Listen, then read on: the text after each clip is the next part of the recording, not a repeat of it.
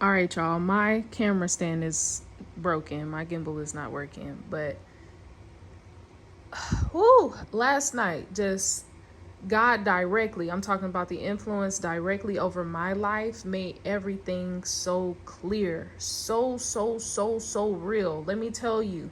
And these cards are doing nothing but expressing the clarity, not just over my life, but I'm doing this video for Capricorns particularly. Um, but can be taken, what anybody can take from this is, long story short, personal story time. I have been having personal issues in my relationships because of my selfishness. And when you're being selfish, you can easily overlook it within yourself just by having a certain standard or demands, what have you. And in my spirit, I kept bringing up the same issue to the person with whom I'm in a relationship with, kept bringing up the same problem, the same thing that I felt was a problem. But when I really, after bringing it up over and over again, I realized that it was not the problem that looked superficial, was not really what was going on. God was trying to, the Lord, Mother, Father, Yahweh, Father, Mother, Yahweh was trying to bring to my attention what I really needed and what I was asking for, because what I was looking for, I could not actually get from my partner. What I really needed, I could not get from somebody else. Nobody, not from my job, not from my friends, not from my family, not from my parents, not from nobody, but the relationship that I have with God. So I'm at work. I work in funeral service. I'm at a hospital, and we have our own, basically office, apartment space. And God has blessed me to be in a position where I have the freedom to just basically work around death. And sometimes things happen, sometimes things don't. But particularly on this evening, when I tell y'all I was so distraught by what I was going through, that I just said, all right, I need to fast. Plus, it's the end of the month and we normally fast together. So I was like, I need to really take a look, and God, I'm trying to communicate with you directly. So I'm talking to God, we're having a conversation, and I kept seeing the vision of death to self. So I'm like, all right, death to self. I go on this whole journey. God is pointing me to Ecclesiastes 6:7. I can't go there now, but let me tell you, I read all of Ecclesiastes all over again. And the essence of this book in the chapter of the Bible is talking about how there is nothing new under the sun. And anything you ever do, as a wise, a knowledgeable person versus a fool is the same. You have to die at some point. And the greatest gift you will ever have from God is doing the work that you have here on this life. That's why what you do does matter, and your feelings around being fulfilled in the work that you do does matter. And y'all, when I tell y'all, I didn't have to take nobody's to the morgue or nothing, but when I tell y'all that I died, I had a funeral for myself, for my ego, for my lack of understanding, all of that died last night. And I buried Jamoke that was there last night is not here today. Purged her out completely, dead, funeral service completed. And God made it so prevalent and important that literally I didn't have to do no work last night because I was having my own death. Death to self. So I kept seeing, the way that God has given me a gift is seeing the words in my vision, not literally in my head, but I can see the words. It's saying death to self, death to self. And I'm like, I keep hearing it. So I don't know. Sometimes I don't know how to do anything. And when you don't know how to do something, you Google it. So I type in death to self. And let me tell you, I'm finna go into it real quick because I took notes.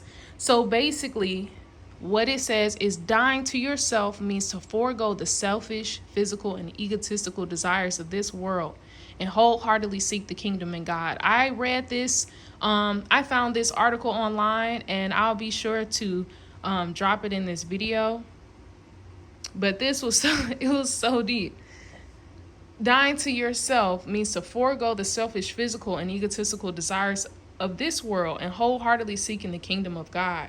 And when I tell you I was so desperate to just be closer to God, like, not that I'm far away, but when you are focused on other relationships, and I'll tell you, I'll be very vulnerable right now. I am in one of the happiest relationships I have ever had in my lifetime to this day. And I worked, prayed, fasted, stayed away from all, abstained from all things in order to reach the man that I am with now. And we've been together for over 2 years, just had our 2-year anniversary. And I was feeling very, I don't want to say disconcerted, but I didn't feel like I was being reassured in being a wife. I don't feel okay, you just want to find somebody who you have a good relationship right first when you're single. And finding a good relationship at first when you're single is the only objective. But then once you get that relationship, then you want more out of it. That's like with anything, with a job. Okay, you don't have a job, so you're so grateful once you get a job. But once you get a job and you know all the things that it entails, then you want more. You want benefits, you want stuff like this. And sometimes you have to stop yourself because you are overlooking what God has gifted you in the midst of it without paying him attention, without knowing that you have personal work that you have to do before moving on to that. So God is telling me, like, hey, Jamoke, I need you to make a vow to me. Your vows between you and this person is not nearly as important as it is as I am here. Your vow to me. And man, when I tell y'all, I stopped, cried, and I said, Lord, I vow to you for these next 3 days. I'm fasting. I don't want nothing but water. Me and you are just having this relationship. And there are so many tools that you can use to get closer to God. It could be anything: outdoors, people, conversations, food, music, whatever. But I use tarot cards, and they have been a profound tool in my journey. Now, you can call it whatever you want to, but what you call your God, man, we have so many various religions, but the idea of the universal one source is the same. I don't care. I don't care what that's your best friend, your man, your brother, sister, father, whatever. God is one source, period. And this is what he's telling me. And I pray. I pray to God. I pray. And this is really for myself, but if it helps anybody, just know that death can happen anytime. And this is not just somebody in your family dying, you dying, or anything, a physical death. And it can be physical, but it's not really so much about the end of your life. It's the way that you have a death within yourself, the death of a mindset, the death of relationships, a death of friendships, and starting over. And you have to have that death within yourself. And the way that you can arrive there, the way that you can say, hey, Lord, I'm ready to take you seriously. I'm ready to start new. And this is very prevalent in all other religions, and not just in religions, but in health. Fasting, not eating, not consuming anything. You need to stop eating. The one thing that you have to understand is that all of your body is electrical.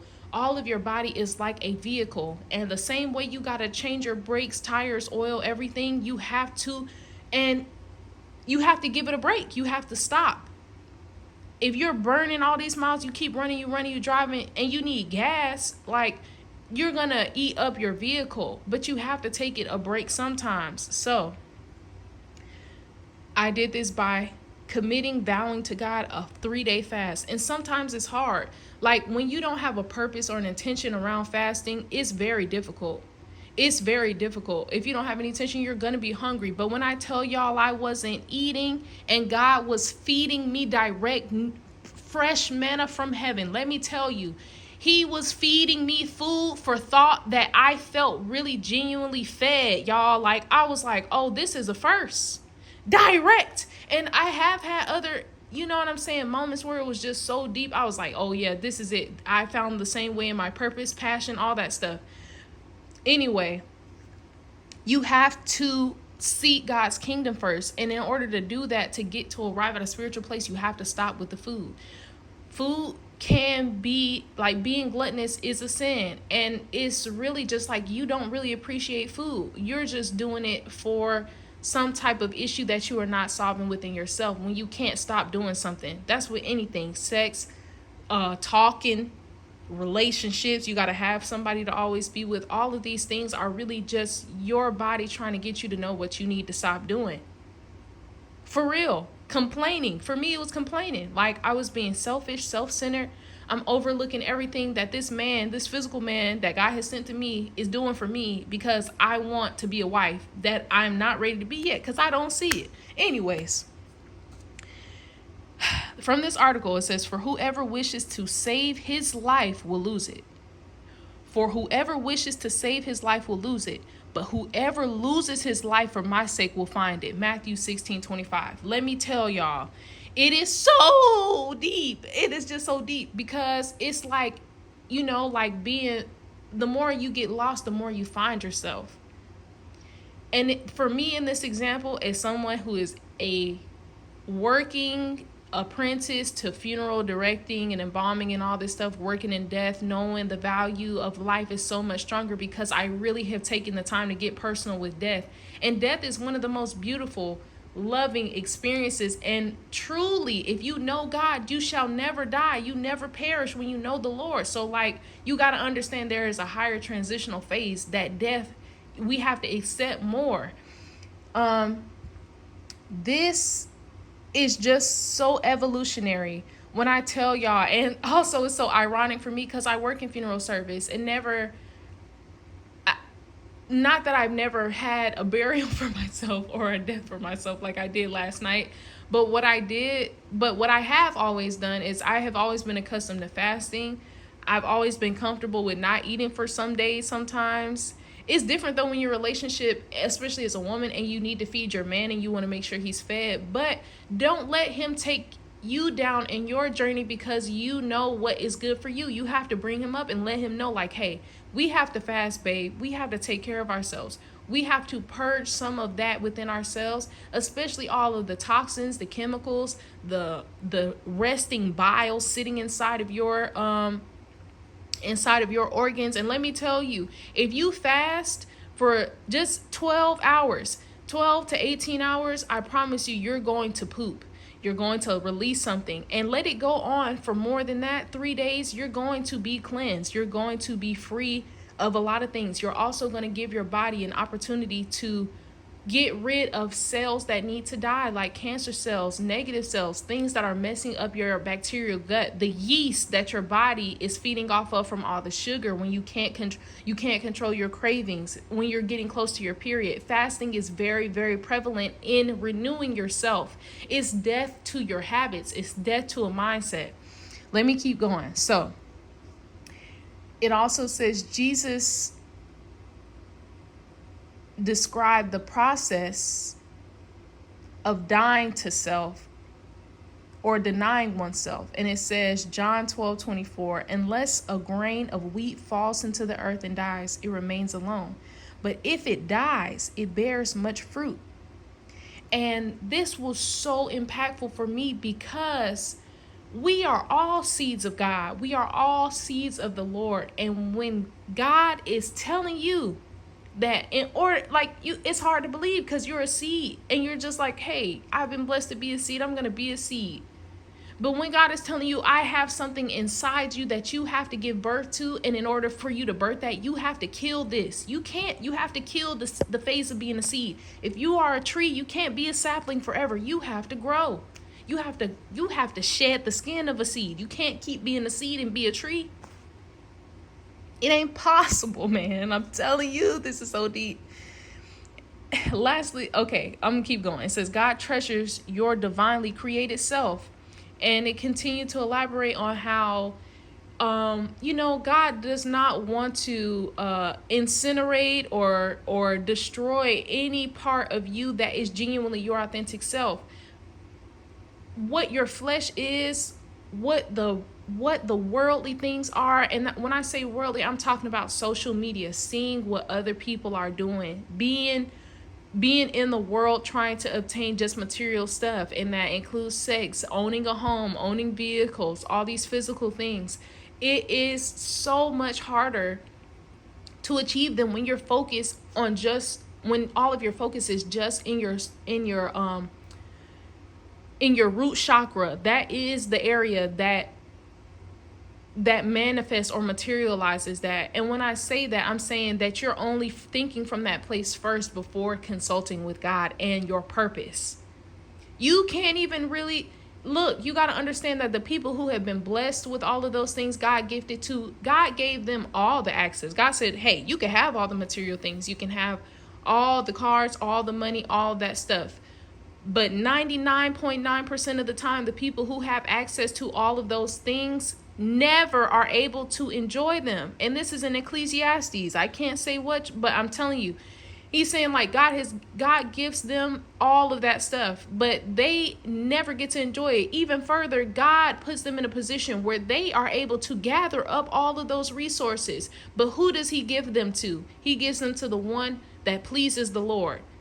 God will let them gather it all up, and then it will be handed on to you. And let me tell you, as a Black woman in the Black community, we are some of the most blessed people in the world. And we are so blessed and so vibrant and so full of life because God did not initially bless us with all of the things of the worldly things. God didn't do that. He gave us enough. He gave us the most because we have a capacity to truly, deeply, oh my God, we have the capacity to truly and deeply enjoy it fully in a way that other people cannot. The people who have been given it, they just have it, but they don't get to know what it is to know the struggle, know the come up, know what it is to really have deserved to get it, especially along in the journey with God. That is deep. Whoo! All right. It's kind of hard because I know I'm all over the place, but just understand we are on the process of dying to self or death to self. Okay. What I wrote was, I said, the night that I had no death calls at work, working at the hospital, I died. God was hosting a little funeral for me. As I physically fasted, denied myself, the old me was dying. The way I was being fed, nutrient-dense spiritual manna, falling directly from heaven, I was being nourished. It started with Ecclesiastes, where it was made known that everything was and is meaningless. What was to come has already been done. Even further, that without God, nothing mattered. All we can do is enjoy our eat and drink and the toil of God's kingdom. But what happens when you fall for the trick of the earth? When you decide that a person will employ you instead of God, you won't. What will you do? You do not work for nobody but God. All of the blessings that you receive are from God, period. It's only from the source. Everything that you come into, every job that you get, every person that you meet, every opportunity that you develop is from God. That's it, period. And let me just give you some questions that I was able to ask myself in this journey. And it was also on that same article. And like I said, I will drop it in the link below, because I'm not editing out any of this. It says, and this is a quote from Evelyn Underhill. She said, "We mostly spend our lives conjugating three verbs: to want, to have, and to do. Craving, clutching, and fussing, we are kept in perpetual unrest." So when I was complaining constantly to my man about what it is that I wanted, all this stuff, I was just in spiritual unrest. My body was trying to get me to wake up, and it's been going on for a while now. I was just not at peace with what God. I also realized that it was a distraction because I was not doing the work that God was telling me to do. Let me tell y'all, when God is telling you to do something and it keeps coming up in your spirit, just do it. Just do it. Take the time off. Stop playing games. Make sure that even if you do have to work, that you find a way to get it done. Don't play about God trying to tell you what he wants you to do. It's only for you, and you know it deep down inside. When you start unpacking what's going on getting beyond what your physical needs are or what you think that you need, and you really just try to build a relationship with God, it will come. Let me tell you, I am not all gung-ho about the Bible. It is not my meat and potato. It's not my end all be all. But whenever we're having a conversation and it's being brought to my attention, he will reference some type of book. I have never read the book from beginning to end. I haven't. But God has also told me, like, hey, you can find me anywhere, but when you really need it and you want to get to the root of it, you can reference it. You can reference any book, really. Just make your connection with God first. That's the most important. Stop doing what you're doing. Stop eating. Stop drinking. Stop smoking. Stop everything. Stop everything you're doing. Just stop. Kill it. Kill that within yourself. Okay? And you will find it. So, here are some questions that it had. It says, and this just ate me up so much because I know that I suffer or have struggled internally with some of the things that these questions answer. So the first question it says,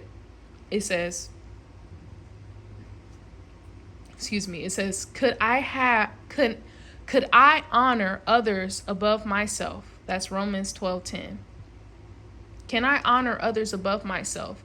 For me, when I was looking at it, after doing all of this work to find my spiritual purpose that God has already preordained me with, I knew that. I knew when I made my vision board, I knew that purpose means to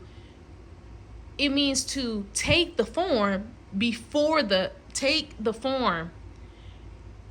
and then positioning it, posing it as a structure. And you can do that with anything that you do. That means like seeing what you need to be doing, seeing how you need to position yourself for what it is you were called to do. And I also knew that your purpose, what has already been formed, and the structure of what you need to do isn't about you. It's always about others. It's always about serving other people. It's always about how you can help others, period. I don't care what you do in your life, whether you make millions or billions. I don't know if you're Jeff Bezos, Elon, whoever. They are helping others. Okay. Then it goes on, but the issues went even deeper. Could I be secure in God's love without public recognition? Can you bathe in the one universal source's love, the love that was already given into you? Can you be satisfied with that? Can you be secure in that? Can you go out in the world and see other people and be secure within yourself and know that God has chosen you to be who you are everywhere you go, every single day, all the time, all around the clock? Huh? Can you? It's hard. It's hard because you will be tried. You out here on social media and moving and scrolling and all this stuff, and you keep looking and comparing and not really knowing who you are because you're just looking at something that's it's not you. Purge yourself. Delete the apps. Get off. Just jump off that train real quick and really get with you. Get with yourself. Get in love with yourself. Really love yourself. Make sure that every time you step out in the world, and I did. I was so on it. I was like, yo, every time people see me, they will see God. But when you get a little bit of ego, you keep putting yourself before that. Before God being seen. You want to be seen first. You want your body to be seen. You want people to find you attractive. No. Get with God first and let him just exude all over your body before your presence even arrives. Get your ego out of it. I have two more questions. It says, could I let God be in charge of my reputation? Can you stop yourself long enough to allow God to be the one that is representing you on all fronts? Can you let God be the one that is I'm calling him the great manager, the great manager, the CEO. You can call him whatever you want to. But he is the one that is in control. This is his vision. This is his job. This is her, Mother, Father, Yahweh, the duality, the balance of feminine, masculine, the back and forth. God is the positive, negative, whatever you want to say is equal. Truly is. God is that. And let him represent you. Stop it. And the last one is, was God's approval enough for me? When God gave you the preordained right to be here on this earth, was it enough? When he gave you that the pre-made, already built into you software for you to do what it is that you came here to do, was it not enough? Was his approval not enough? What else do you need? What else do you need to feel approved about? We are over here suffering in silence and in internal turmoil because we don't know how to fully accept what God has already given us, because we're trying to go and search and seek otherworldly stuff that it has nothing to do with the spirit. Get in tune with your heart. Get in tune with yourself. Whew, I didn't know it was going to take that long, but all that to say is that I'm, coming straight from work. I got off 7:30 this morning. I came home. I slept because I had to absorb the information. And now I'm here with my tarot cards. And you don't have to stay here for this. But when I tell you, I wish y'all would have caught the way that the cards came out. Just know that I am on my spiritual high priestess stuff right now. High. HIII. Okay? It's super up. This may not be just for Capricorns, but when I tell you the energy is legitimate, we are in Queen of Pentacles energy. Queen of Pentacles energy is exactly what it looks like. And I really do love these cards because representation matters. Let me see if I can get it to clear up because she is beautiful. Hold on one second.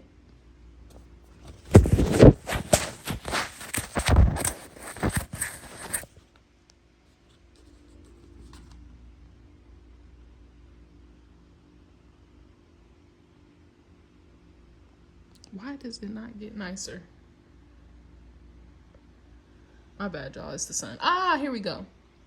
So yeah, Queen of Pentacles energy. She is holding the pinnacle, but look at all of the fruitful environment around her, the throne that she's on. Notice the goat right here. Just look at the elegance of her robe, the crown, the veil. I mean, it's exuding financial abundance. And that's where look, you are there. Know it. And it can be spiritual abundance. The thing about the Queen of Pentacles is she's in such a place where everything that she does in the spirit materializes into her environment, into her physical reality. That is where we are. That is the energy. And then the Ace of Swords is here. And that means the power of your word. Swords represent the word.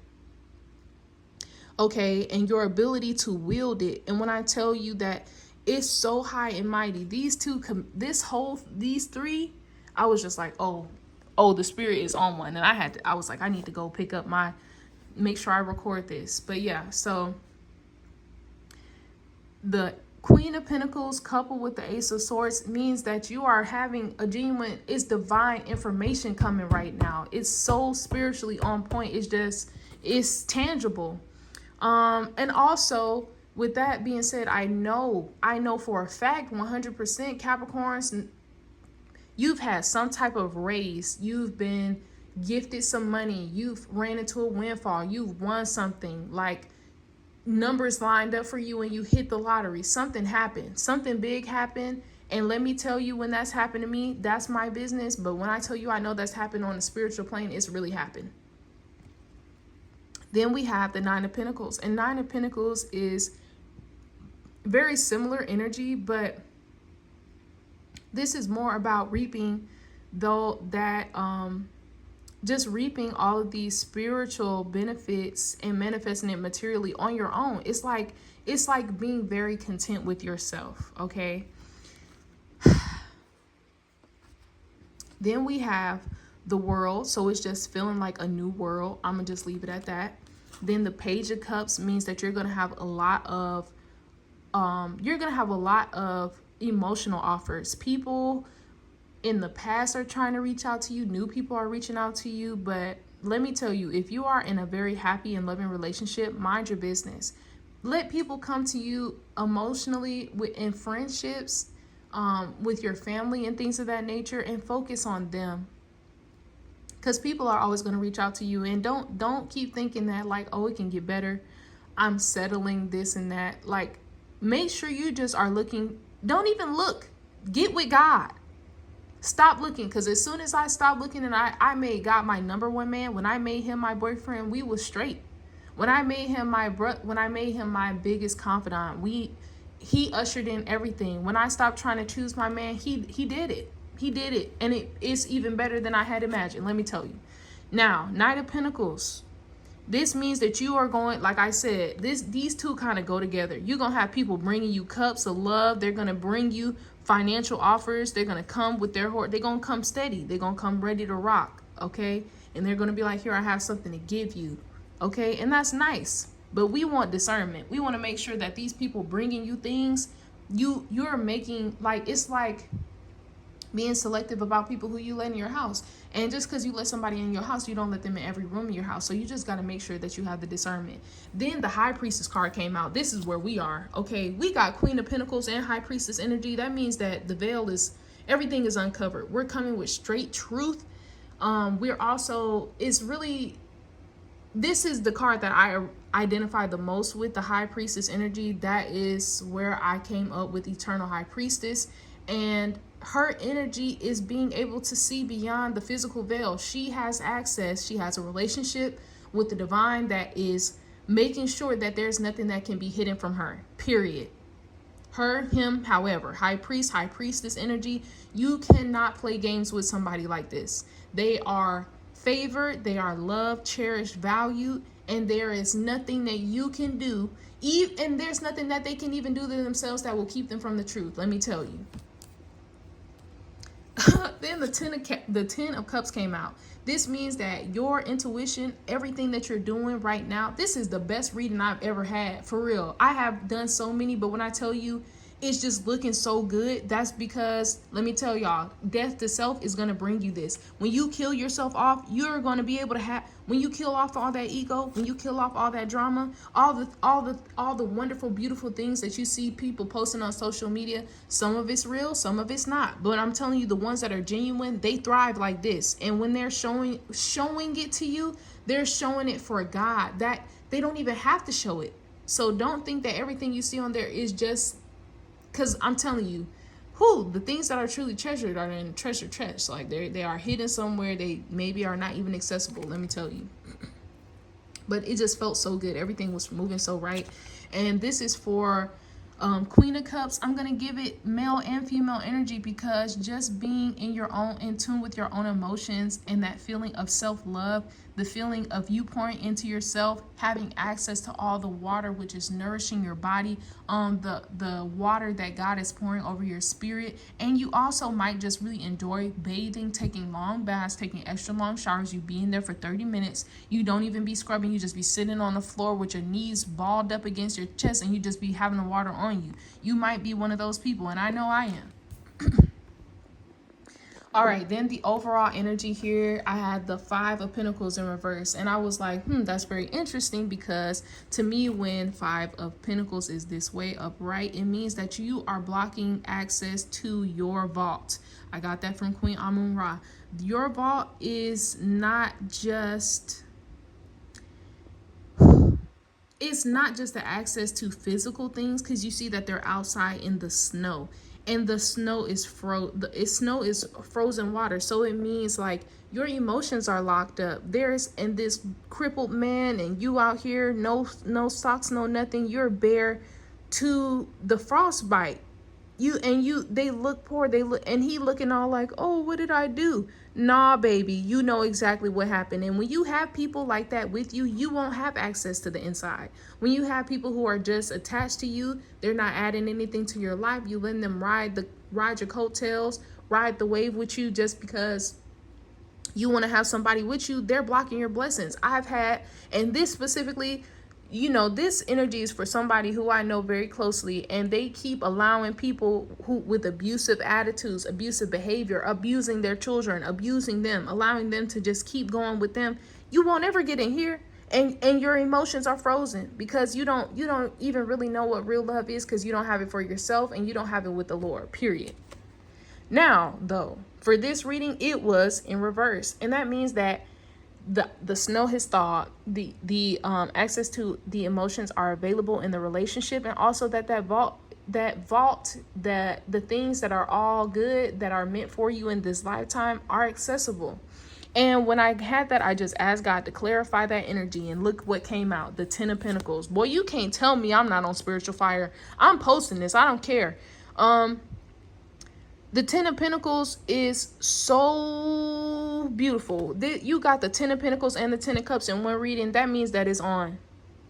Don't delay. Whatever it is that you seek, that is your purpose, you need to go and pursue it. You need to make sure you're pursuing it with God with you at all times. You don't need to wake up. Matter of fact, you need to be praying multiple times a day, not just when you wake up, not just for waking up. You need to tell God, thank you for letting me kill off myself last night. The things in me that I don't want, that ego, the issues, the drama, the problems. I am ready to put that away, God, because I'm ready to have a full, blooming, loving relationship with you, and I'm ready. Period. And that's how you get all of this.